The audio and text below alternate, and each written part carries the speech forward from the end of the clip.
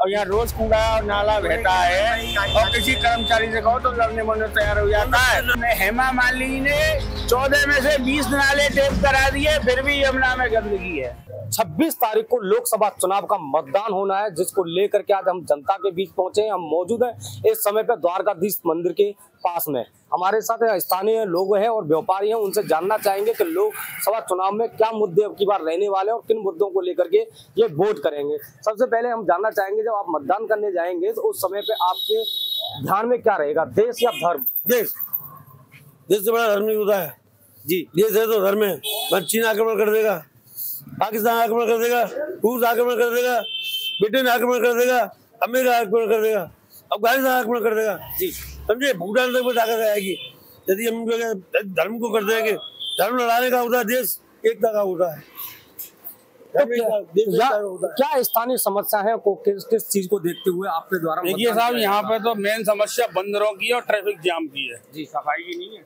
देखो सफाई तो भाई साहब कर्मचारी के हाथ में, सरकार के जो लेवल है कर्मचारी शिकायत कर दो तो आदमी वो तो समस्या तो हर चीज की है।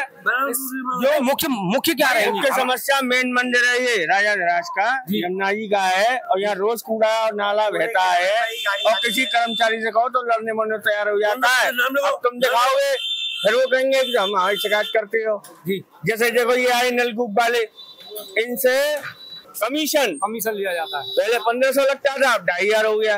ये बीजेपी सरकार है। हम हिंदूवादी हैं, हमेशा बीजेपी को वोट है। हनुमान जी का मंदिर हमारे के मेहनत है। अच्छा, एक चीज और मैं जानना चाहूंगा कि हेमा मालिनी यहाँ आई थी और अपना चुनावी संखनाद करने से पहले उन्होंने यह पूजा पाठ किया था और संकल्प भी लिया था कि मैं यहाँ इसको सफाई करूंगी। और तो हर नेता लेता है, करता कोई नहीं है, करना कोई नहीं चाहता है। इतने रुपए आए वो कहाँ गए? ये यहाँ पे कुछ लोग नाराज मुझे दिखाई दे रहे हैं सरकार को लेकर, भाजपा सरकार को लेकर के। तो क्या लग रहा है अब की बार कुछ बदलाव होगा? बदलाव तो कुछ नहीं होना है। सांसद ना कोई जवाब दे पाती है, ना जनता से मिलती है।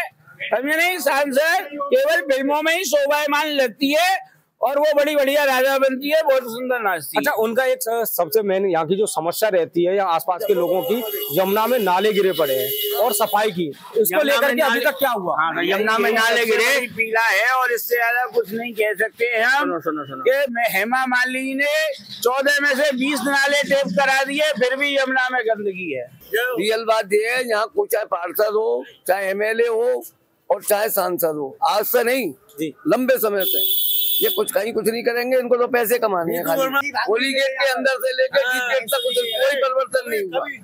यहाँ हमारी पीड़ा खाली ये है, मुख्य द्वारकाधीश का मंदिर भी विश्व विख्यात है।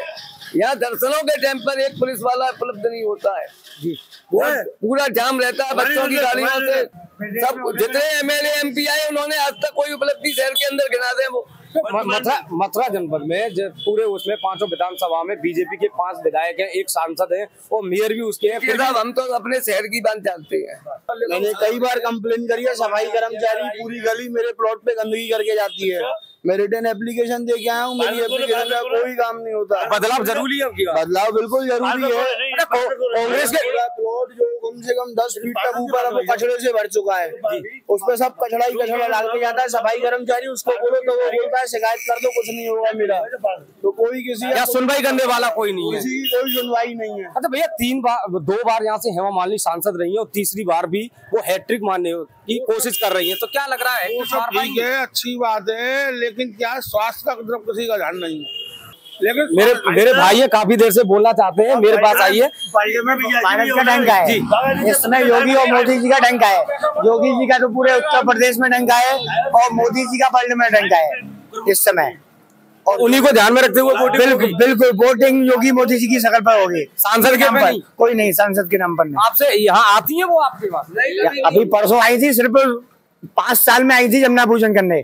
इससे पहले वो कभी जमुना पूजन नहीं करने आई थी। अब के वो चुनावों का जो मेला देख रहे हैं, इसलिए वो जमुना पूजन करने आई थी। और स्थानीय क्या क्या समस्याएं? समस्याएं यहाँ कोई उपलब्धि नहीं है, पैसे भर भी किसी भी प्रकार की कोई सुविधा नहीं है। हमने तो 25 साल से पुराना राशन छोड़ दिया। यहाँ कुछ नहीं है सुविधा। यहाँ तो सुविधा ये है कि चुपचाप बैठे रहो, बस कोई सुविधा नहीं है। मुख्य बात क्या है, जो बाहर से परदेशी आता है वो हम लोगों से प्रश्न करता है क्या क्या व्यवस्था है जी। कोई प्रशासन की तरफ से, नेताओं की तरफ से कोई व्यवस्था नहीं है। कोई ज्यादा होल्ला मचता है तो वो जो है हटो बच्चों कोई बलात्कारी आता है, कपड़ा नेता आता है तो सबको हटा देंगे वो जी, और नहीं तो कुछ नहीं। अब देख लो वर्तमान जाम की स्थिति बनी रहे। बिल्कुल, विशेष रूप से दर्शन के टाइम में इसी जाम में। तो क्या लग रहा है अब की बार 400 पार होगी बीजेपी या हम तो हमको वोट देना है खाली मोदी को, मोदी जी को देना, बस कोई खड़ा हो कोई कुछ भी करे, हमें तो मोदी को। ये क्या लग रहा है अब की बार 400 पार होगा या कहीं ना कहीं उन्हें खामियां सरकार, मोदी सरकार बनेगी, मोदी जी प्रधानमंत्री बनेंगे, ये निश्चित है।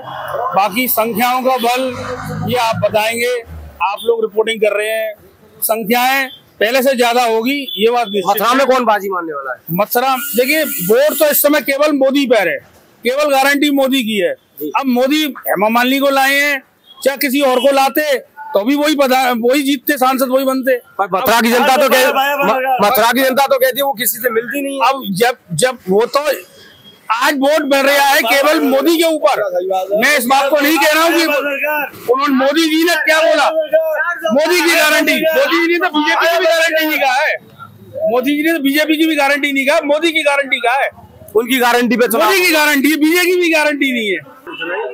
जैसा कि सभी साथियों ने बताया कि हम सांसद हेमा मालिनी को नहीं जानते हैं, ना वो हमसे कभी मुलाकात करने आती है और ना दर्द यहाँ जनता का समझने के लिए आती है, या काफी समस्याओं का लोगों को सामना करना पड़ता है, परंतु अभी तक किसी समस्या का समाधान नहीं हुआ, जिसको लेकर के आज हमारी टीम पहुंची थी द्वारकाधीश मंदिर के पास में।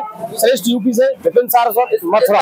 उत्तर प्रदेश की हर खबर से अपडेट रहने के लिए श्रेष्ठ यूपी को करें सब्सक्राइब, बेल आइकन दबाएं और देखते रहें श्रेष्ठ यूपी।